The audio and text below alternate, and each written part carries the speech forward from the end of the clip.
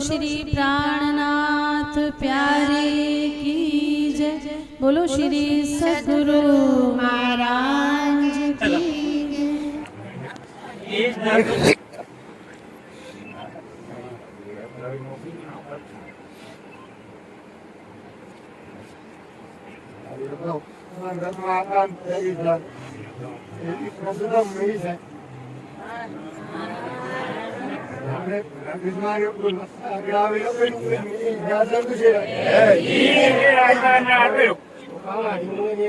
बाबू बाबू police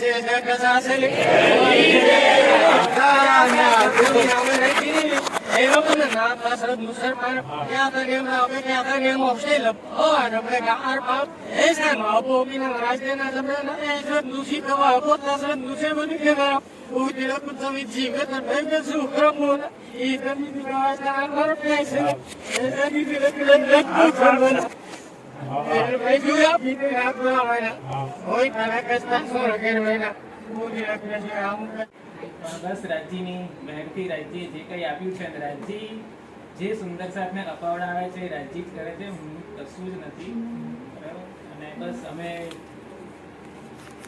રાજ્યની મહેરથી દર રવિવારે બધા સુંદર સાથ અહીંયા ભેગા થઈએ છીએ અને રાજ્યની વાતો બધા ભેગા થઈને કરીએ છીએ રાજ્ય વાણીની અંદર જે વાત કરી છે હમણાં જ દીપકભાઈજીએ વાત કરી બરાબર ઘણી બધી વાતો કરી આપણને એમાં સુંદર સાથે કોલ ફેલ અને હાલ એની ઉપર જ ચાલવાનું છે અને એની ઉપર જે અત્યારે જે 61 દિવસ સુધી જે દીપક સાહેબની જે ચર્ચા થઈ પૂજ્ય જયેશભાઈજીના મુખારબિંદથી બધાએ સાંભળી બરાબર તો એ હમણાં જ વાત કરી કે રહેણી છે कहनी सुननी गई रात में अब आया रहनी का दिन तो बस હવે પરમધામની રાહ સુંદર સાથે પકડી અને બસ એ રહેણીની અંદર લાલદાસજીએ અને બાકીના જે મમ્મીનોએ આપણને કરી બતાવ્યું એ આપણે એને પોતાના જીવનમાં ઉતારવાનું છે અને એમાં સૌથી પહેલા મારે ઉતારવાનું છે અને જ્યારે હું ઉતારીશ ત્યારે ચોક્કસ એ રાજ્યના ચરણોમાં સાક્ષાત દામગણી ઘુમટજીની અંદર વિરાજમાન છે એમાં કોઈ સવાલ નથી અને જ્યારે જ્યારે પન્નાજી જઈએ છીએ ત્યારે કંઈક અલગ જ અનુભવ થાય છે રાજ્યનો અને એ જ બતાવે છે કે સાક્ષાત રાજ્ય ઘુમટજીની અંદર વિરાજમાન છે અને એ ત્યાંથી ઘુમટજીથી રાજ્યનો હુકમ દરેક સુંદર સાથ ઉપર પહોંચે છે અને એ જ હુકમ દ્વારા રાજ્ય પોતાનું કામ કરાવે છે સુંદર સાથી અને આજે જે પ્રોગ્રામ અહીંયા કર્યો દિલીપભાઈજી મહારાજ અને બધા ખાસ તો જયેશભાઈ નરેશભાઈ અને યોગેશભાઈ આ ત્રણને ખૂબ જ અભિનંદન કે એમણે જે અહીંયા 61 દિવસ સુધી દીપક સાહેબનું રસપાન કરાયું અને એ બદલ હું એમનો પણ આભારી છું અને સૌ સુંદર સાહેબને મારા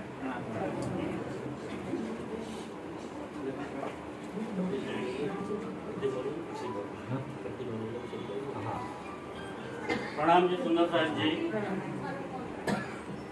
सुर कई संसार में बहुत तरवारों टुक टुक पर इनकी तोल न आवही जो हक वास्ते हुए भूक भूक पन्नाથી પધારેલ મહારાજશ્રીઓ કે જે રાજ્યે છત્રસાલને કામ સોંપ્યું અને પછી હવે એ જ રાહ પર ચાલી રહ્યા છે અને એ કામ કરી રહ્યા છે તો એમની તોલે તો કોઈ આવી શકે એમ નથી આપણે તો શું એમની ચરણ જ પણ નથી પણ રાજ્ય જે આપ્યું જે સૌ આગળ કીધું છે સુંદર સાથજી હવે સુંદર સાથના 2-5 મિનિટ પ્રતિભાવ લઈ લઈશું સૌથી પહેલા શ્રી કિશોરદાસ પેટલાથી સુંદર સાથ છે એ ઘણી વખત ત્યાંથી છે કે રાત્રે પેટલાથી અહીં આવે ચર્ચા સાંભળવા એટલે રાત્રે 12 વાગે અહીંથી પાછા જાય એટલી એમની ઈમાન છે બોલો શ્રી પ્રાણનાથ જય અને 2 મિનિટ આપણે એમના પ્રતિભાવ જણાવજો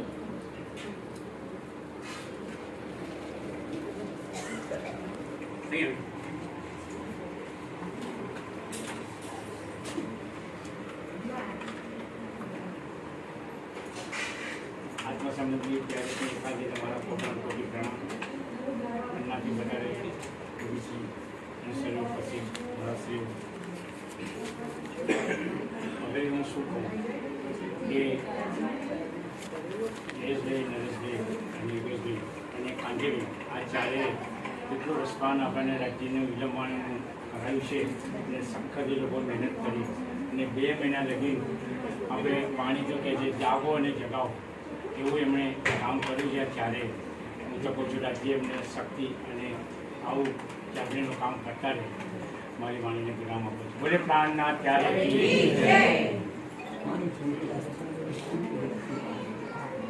ધન્યવાદ કિશોરભાઈ. હવે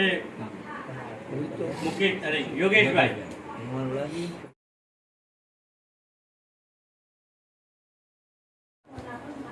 પ્રણામ સુંદર સાથ.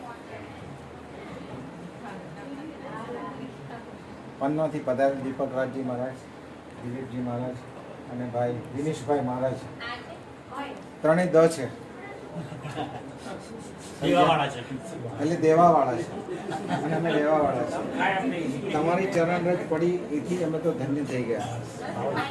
દીપક રાજજી મહારાજની વાણી જ્યારે સાંભળી અમે કે રસગુલ્લાની વાત, સાહેબ 10 દિવસ સુધી મગજની અંદર રસગુલ્લા જ આવ્યા.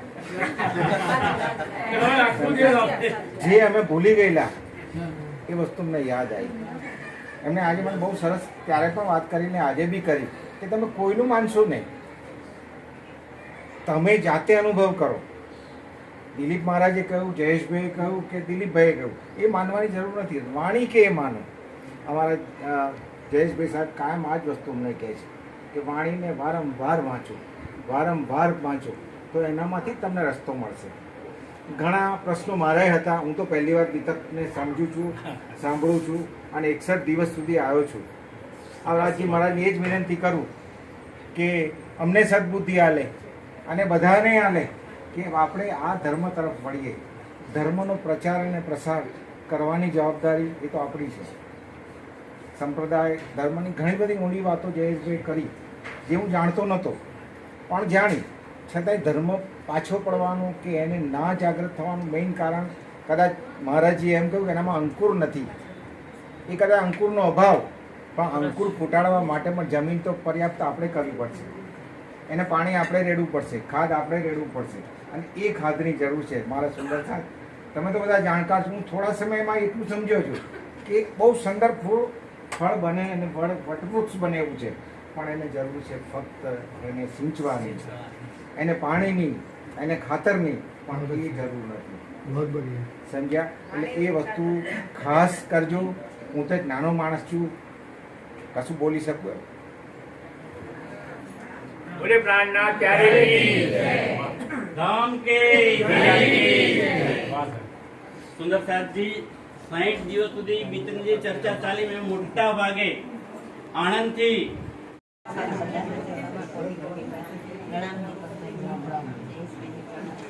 હું અહીંયા પહેલી વાર જ આ વિતક સાંભળવા આવી. વિતક મેં સાંભળી છે પણ ફોનમાં સાંભળી અને ક્યારેક મંદિરમાં જાઉં, પણ મેં આટલું સરસથી એમ કે આટલી સરળ ભાષામાં આટલું સરસથી બધું મેં સાંભળ્યું નહોતું. પહેલી વાર જ સાંભળ્યું છે. અને નરેશભાઈ, જયેશભાઈ બહુ સરસ એને સરળ ભાષામાં વિતક સંભળાવી અને બધાને દિલમાં ઉતરી જાય એવી વિતક. અને મને તો બરાબર સરસ રીતે સંભળાય છે વિતક અને સરસ મેં કરી છે. અને યોગેશભાઈએ પણ સરસથી પ્રચાર કર્યો છે. અને નરેશભાઈ અને કાંતિભાઈનો હું આભાર માનું છું. કાંતિભાઈ અને નરેશભાઈ રોજ મને મૂકવા આવે. રોજ જ્યારે પૂરું થાય ત્યારે મને ઘેર મૂકવા આવતા. મને કોઈ ઘેરથી લેવા નહોતું આવતું. હું અહીંયા ઘરેથી આવતી હતી એકલી ને પછી મને મૂકી જતા હતા ઘેર. અને જયેશભાઈનો, કાંતિભાઈનો, નરેશભાઈનો અને યોગેશભાઈનો હું બધાનો ખૂબ ખૂબ આભાર માનું છું. પન્નાથી આવેલા સદગુરુ મહારાજો, હું બધાના ચરણોમાં કોટી કોટી પ્રણામ કરું છું. બસ મહારાજ શ્રી દીપકભાઈ તેમજ દિલીપદાસજી તથા દિનેશભાઈ અને યોગેશભાઈનો ય લાગ્યો એટલે યજ્ઞ થયો. આ મોટો મહાકુંભ યજ્ઞ જેવો થઈ ગયો. આજે આપણા ઘેરે પ્રસંગ હોય તો એ પ્રસંગની અંદર 25 માણસને ભેગા કરવા હોય ને તો 5-5 વખત ફોન કરવા પડે. અને 5-5 વખત ફોન કરીને તો કે હમણાં આવું છું, સમય નથી, મારે આ છે તે છે, આવું થાય. પણ અહીંયા તો વગર ફોને અને વગર આજ્ઞાએ એક જ વખત ખાલી કાનમાં સુરતા આપી દીધી કે ભાઈ વિતકની વાણી ચાલે છે. અને વિતકની વાણી સાંભળવા માટે આવો. એટલે એક શાયરી મારું છું ખાલી, मेरी किस्मत में कोई ऐसी रेखाई नहीं, मेरी किस्मत में कोई ऐसी रेखाई नहीं, और किसी ने मुझे अच्छी नजरों से देखा ही नहीं. जमाना हाल पर अगर हंसता तो हंसने दे, जमाना हाल पर अगर हंसता तो हंसने दे, हमें वितक से लो लगाई है लगाने दे. और उनके साथ नरेश भाई, जयेश भाई, कांति भाई और योगेश भाई के साथ हमको आनंद ही आनंद कराने दे. મને તો ચોપાઈનો ચ ખબર નથી, ખાલી હું એટલું જાણું કે પ્રાણનાથજી છે, રાજસામાજી છે, દેવચંદ્રજીને જાણીએ છીએ, ભદ્રાવતીને જાણીએ છીએ, પન્નાજીને જાણીએ છીએ, જામનગરને જાણીએ, નવતનપુરીને જાણીએ, એટલું જાણીએ. હજુ હું મારી જિંદગીમાં પન્નાજી ગયો નથી, પણ હવે એવું લાગે છે કે મને પન્નાજી બોલાવે. અને આ વિતક મેં સાંભળ્યું દીપકભાઈ મહારાજશ્રીએ જે સુંદર વાણીની અંદર આપણને બધાને સમજાયું અને જે કંઈ કીધું છે આપણા મનની અંદર અને મગજની અંદર ઉતારવા જેવું છે. અને હું આવવા માટે પ્રયત્ન કરું પણ મારા બ્રેક વાગી જાય, આવું બ્રેક વાગી જાય. હવે એવું થયા કરે. પણ પરમ દિવસે અમારા કાંતિભાઈને તો અમે હું ચાઇલ્ડ્સ હોસ્પિટલમાં દાખલ થયો, ત્યાં કાંતિભાઈને અમારી મુલાકાત થઈ અને કાંતિભાઈ મને વાત કરીને મેં કીધું તમે પ્રણામી છો? પણ કે હા કે સારું કે કશો. ત્યાંથી અમારી શરૂઆત થઈ અને કાંતિભાઈ પ્રત્યે અમારો પ્રેમ એટલો પ્રસર્યો કે છેક મને કદાચ એટલા જ કહેવા માટે પણ આવ્યા. મેં કીધું 100% કાલે સાંજે મારે તો આવવું હતું, કારણ કે ગુરુજીની વાણી સાંભળી હતી. પણ કાલ સાંજે મારે શું થયું કે ત્યાં આગળ રોડ બને છે એટલે મારે વાહન નીકળે એવું નથી, તો અત્યારમાં વાહન કાઢીને ધીમે રહીને પાછો આવ્યો. હવે અહીંથી પાછું મારે કેટલા જ જવાનું છે. અને આ જે આજના દિવસે યોગ્ય અને સરળ એટલું સુંદર કામકાજ આ કાંતિભાઈ, યોગેશભાઈ, જયેશભાઈ અને નરેશભાઈએ કર્યું છે, એમાં મારાથી તો કશું કહી શકાય એવું જ નથી. અને આવીને આવી પ્રગતિ થતી રહે અને આ ધર્મનો પ્રચારક રહેતો રહે એવી શુભેચ્છા સાથે હું મારું પૂરું કરું છું અને પ્રાણનાથજીને પ્રણામ કરું છું, સુંદર સાથને પ્રણામ કરું છું, આપણા પધરેલા ગુરુજોને તો નતમસ્તક લાખ પ્રણામ કરું છું કે તમે જે કંઈ અમને જ્ઞાન પીરસ્યું છે અને જે વાણી તમે કીધી છે તારતમની, એ અમે ઉતારીએ અને વિચારીએ એવું વિચારીએ. બોલો શ્રી પ્રાણનાથ.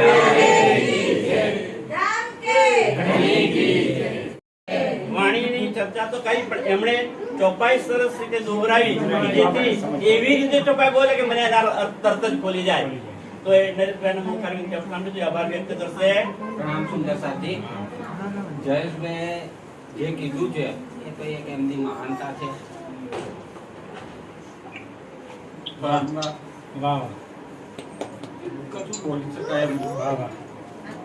બોલે પ્રાણનાથ ત્યારે કી રામ કે પૂર્ણવતી કરી લઈશું અને આવેલ મહાનુભાવોનું સ્વાગત અને એમનું સન્માન પણ કરવાનું છે. પણ મહારાજજીનો હુકમ હતો કે પહેલા પૂર્ણવતી કરી લઈએ, એટલે પહેલા પૂર્ણવતી કરી લઈશું, પછી કામ કરીશું આપણે. એટલે બધા ધૈર્યથી બેસજો.